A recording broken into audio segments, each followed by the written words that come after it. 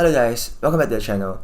So in this video, I'll be talking about the Starbucks experience, about some of my expectation versus reality before joining Starbucks, and to see whether Starbucks has actually achieved what I set out to achieve, which is recreating this third place for people.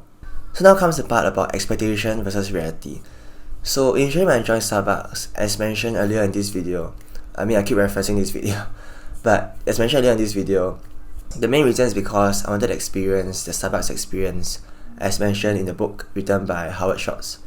So I hope to experience like what it's like to actually be on the service end of the Starbucks experience instead of the customer side. So to see whether Starbucks has achieved its expectation of like creating this Starbucks experience, it really boils down to Starbucks' main objective about creating a third place.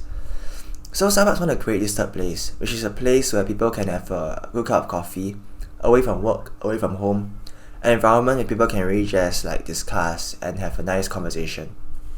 And so to my answer whether like Starbucks have lived this expectation of this Starbucks experience, of this creating this third place, my answer is a bit like a maybe. So no, the answer maybe is a bad one because it's not definite. But in a way, because I'm looking at two different perspectives. The first one is being the coffee perspective, and the second one is being the service perspective. Because I feel that having a good cup of coffee, as well as a good environment and good service, actually creates this whole third place and this Starbucks experience. So for the coffee side, I would say that Starbucks doesn't really serve a good cup of coffee, but it serves more of a consistent cup of coffee. So even though it's true that Starbucks uses like 100% Arabica beans, which supposedly means the higher grade of beans, because there are two main grades of beans, Robusta as well as Arabica. And Arabica is the higher grade, the more premium kind of coffee beans. So even though we serve 100% coffee beans, Arabica coffee beans, the main reason why the coffee quality isn't really that good is because of the fact that Starbucks usually over roast its coffee, which is why sometimes I feel like Starbucks coffee is a bit too burnt or a bit too bitter. And another thing is because Starbucks coffee is usually pre-packaged a couple of months earlier before roasting it. So in a way, you don't actually get the fresh cup of coffee or the freshly roasted kind of coffee that you expect from like if you buy from a smaller coffee house like Nylon Coffee, Alchemist, or even like Perk Coffee, I think, the online delivery shipping one. Yeah, so because those coffee are usually, the coffee beans are usually roasted days earlier prior to serving you guys. But Starbucks Coffee, because it's such a big company, there's a lot of logistics, a lot of stores worldwide. To ensure that each store has a continuous supply of the coffee beans, they kind of have to pre-roast the coffee beans a couple of months earlier and then distribute it to different stores. So because of that, the Starbucks coffee beans are usually more stale and the taste won't be as vibrant or as robust.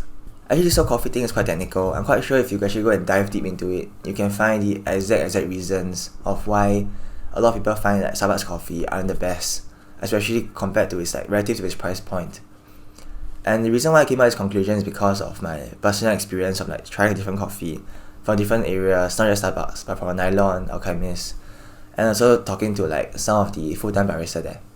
So even though I feel like Starbucks coffee isn't the best as compared to like other coffee within its price point, I feel like they really knew it in terms of its service. I feel like Starbucks service is really top notch, especially in a way that not only provides good customer service, so like it's barista talking to you guys, but also because of the way it recreates the environment. And so for the service side, the reason why I say that it's good is because, part of the reason is because I've been working for 7 to 8 months. So I've seen partners that are very professional, as well as partners that they are very meticulous in the way that they'll try to remember every customer's name and try to like call them whenever they come here. And I think that these kind of small things mean a lot for new customers or even for recurring customers, because the thought of them being remembered, or the thought of the barista spending extra effort to remember their names, or even their beverage choice, the choice of beverage. And then there's an environment. Starbucks just really creates a kind of comforting environment for you to really have a conversation or just do your own work. And I think people like it because they know what to expect entering a Starbucks store. So like the lighting, the furniture, the environment, the kind of coffee bean smell you get, these are the kind of stuff that I feel that Starbucks recreate very well and very, very consistently from one store to the other store. So that's about it. I think ultimately, if you really enjoy the coffee or you enjoy the environment, then it's good to actually just frequent Starbucks or to visit Starbucks. Because Starbucks overall, it still serves that very kind of familiar feeling, be it whether you're in Singapore or overseas. And I think that I'm still very amazed by how this guy, Howard Schultz, actually achieved this whole thing, like building a coffee chain and then ensuring the consistency among the different coffee chains. So that's quite an amazing thing that he actually have done, and something that I will still look up to. And that's about it. I'll see you guys in the next video. Bye bye.